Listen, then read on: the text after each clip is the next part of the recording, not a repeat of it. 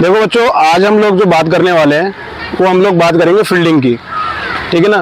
क्योंकि फील्डिंग जो हमारा पार्ट है हमारे क्रिकेट का गेम का, वो बहुत ही इम्पोर्टेंट पार्ट है। एक बहुत अच्छा फील्डर होना टीम के लिए बहुत फ़ायदेमंद होता है। वो कैसे कि आप इसमें अच्छे तरीके से क्या कैच पकड़ के एक अच्छा रन आउट करके स्टंप करके ये 4 रन बचाकर ये छक्का आपने बचाकर बाहर फेंक दिया, तो इन चीज़ों से जो आप टीम के लिए जो एक योगदान देते हैं वो बहुत महत्वपूर्ण है, ठीक है ना। कि आप जितने ज़्यादा अपनी टीम के लिए रन बचाएंगे, विकेट देंगे, कैच पकड़ेंगे, उतने ही आप मैच जीतोगे। कहते हैं ना कि कैच विन द मैच। तो आज हम उसके ऊपर बात करते हैं। बेटा, फील्डिंग जो होती है वो 2 प्रकार की होती है। कितने प्रकार की? 2 प्रकार की फील्डिंग होती है, आउटसाइड द सर्कल और इनसाइड द सर्कल। देखा ना आपने, 30 यार्ड सर्कल होता है एक, वो इनसाइड द सर्कल हो गया, और एक हो गया बाहर जो फील्डिंग है थर्ड मैन पे लगते हैं, जो डीप में फील्डिंग करते हैं, उनको हम बोलते हैं आउटसाइड द सर्कल। समझ आ गया? फील्डिंग कितने प्रकार की होती है? 2 प्रकार की, आउटसाइड द सर्कल और इनसाइड द सर्कल। अब हम बात करते हैं इनसाइड द सर्कल की। इनसाइड द सर्कल में क्या होता है कि जब भी हम फील्डिंग करते हैं, आपने देखा होगा 30 यार्ड सर्कल के अंदर करते हैं फील्डिंग, ठीक है ना।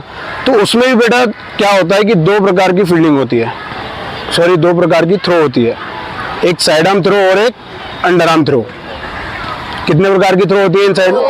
2 प्रकार की, एक अंडर आर्म थ्रो और एक साइड आर्म थ्रो, ठीक है ना।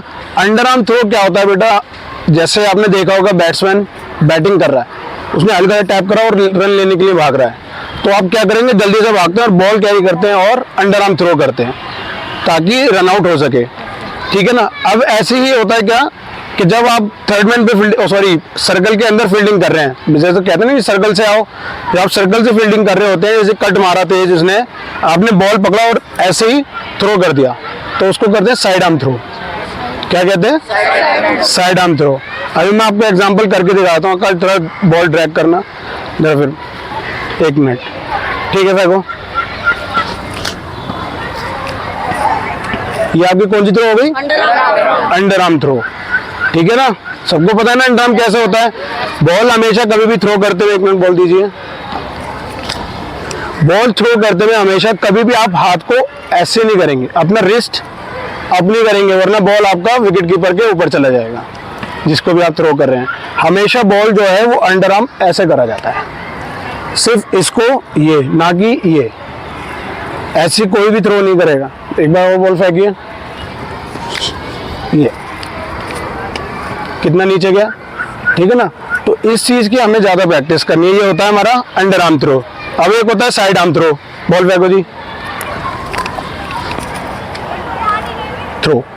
साइड आर्म थ्रो में भी आपका हाथ पोजीशन यहां से चलेगी, ये नहीं कि आपने ऐसे बॉल को थ्रो कर दिया तो वो हमेशा कीपर के अवे चला जाएगा। पता चल गया आपको कि अंडर आर्म थ्रो और साइड आर्म थ्रो क्या होता है, ठीक है ना। अब हम बात करते हैं आउटसाइड द सर्कल की फील्डिंग। क्या चीज? Outside the circle. Outside the circle में आप हमेशा देखेंगे कि आप ना ही वहां से थ्रो साइड आर्म कर सकते हैं, किसी का अगर आर्म ही फास्ट होगा, जैसे जडेजा वगैरह होते हैं वो फेंक देते हैं, तो अलग बात है। लेकिन उसके लिए हमें कौन सी थ्रो चाहिए? High arm throw. कौन सा? High arm throw. जब भी आप आउटसाइड द फील्ड सर्कल के बाहर फील्डिंग करेंगे तो हमेशा आपका थ्रो कहाँ चलेगा? High arm throw. High arm throw कैसा होता है, एक बार देख लीजिए, बोल दीजिए। हाई आर्म थ्रो करने के लिए जब आप बॉल कैरी करेंगे तो सबसे पहले आपकी पोजीशन क्या होगी थ्रो करने की?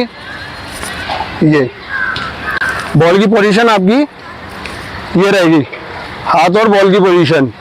और देन जब आप थ्रो करेंगे तो आपका एक जो है एरिना बनेगा। ये आपने देखा होगा ना कि बॉल फील्डिंग करते हुए एकदम जल्दी आपको पता नहीं चलेगा, लेकिन कोई भी फील्डर होगा हमेशा बॉल ऐसे थ्रो करता है, ठीक है ना। ये डायरेक्शन आप हाथ की लेंगे तो उतना ही आपका बॉल अच्छा थ्रो करेगा। आपने बॉल कैरी किया, आपने ये पकड़ा डायरेक्शन, ये थ्रो करा, तो ये हाई आर्म थ्रो होती है। कभी भी आप फील्डिंग, और इसका ये बहुत ज़रूरी काम है बेटा कि जब भी आप हाई आर्म थ्रो करेंगे तो आप इस अंदाजे से बॉल फेंकेंगे कि वो आपके विकेट कीपर के हाथ में या फिर बॉलर के हाथ में डायरेक्ट जाए या 1 बाउंस जाए, बहुत से होते हैं ऐसे ही फेंक देते हैं बॉल जा रही है उधर, तो आप रन आउट कैसे कर पाओगे? इसके लिए हमें बहुत सारी बेसिक्स और फील्डिंग की बहुत ज़रूरत है, ठीक है ना।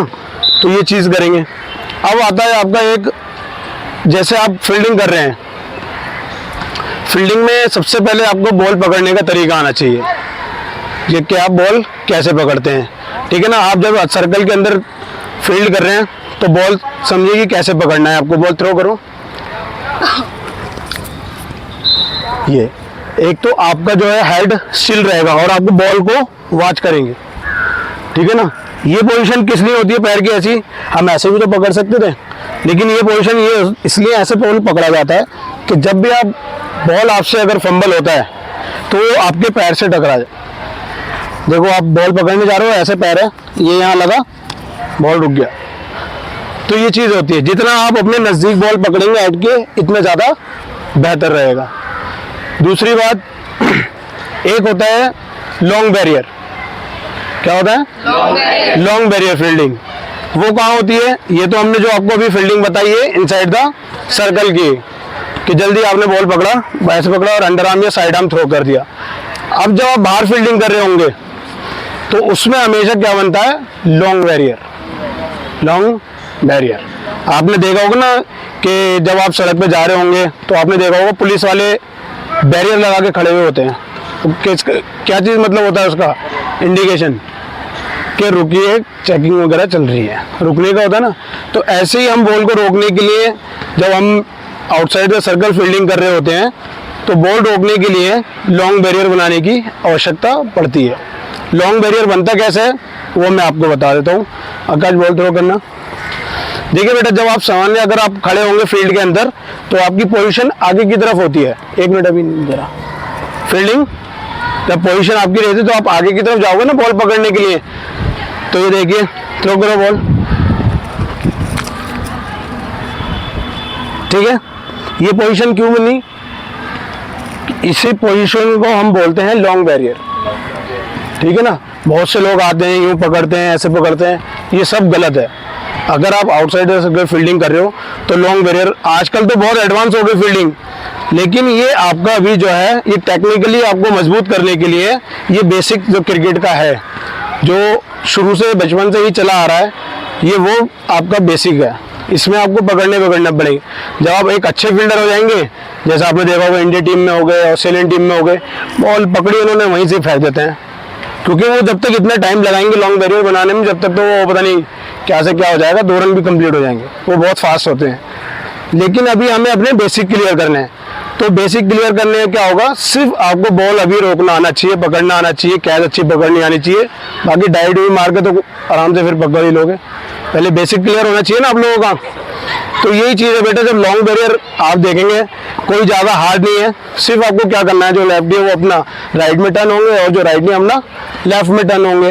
और लॉन्ग बैरियर बनाते वक्त ध्यान रहे कि आपकी जो पैर की पोजीशन है, ये जो आपका हील है वो आपके घुटने के पास होना चाहिए, ठीक है ना, नी के पास होना चाहिए। ऐसे मत करना, ये भी गलत है। बॉल अगर पकड़ रहे हो यहाँ से निकल जाता है, बहुत से लोग बनाते हैं यहाँ से निकल जाता है, तो ये गलत है। सिर्फ आप बॉल को वॉच करिए, बॉल को वॉच करने के बाद आपके हाथ डाउन टू अर्थ होने चाहिए, ऐसे नहीं पकड़ेगा कोई भी, ऐसे होने चाहिए। एक बार वो फेंको,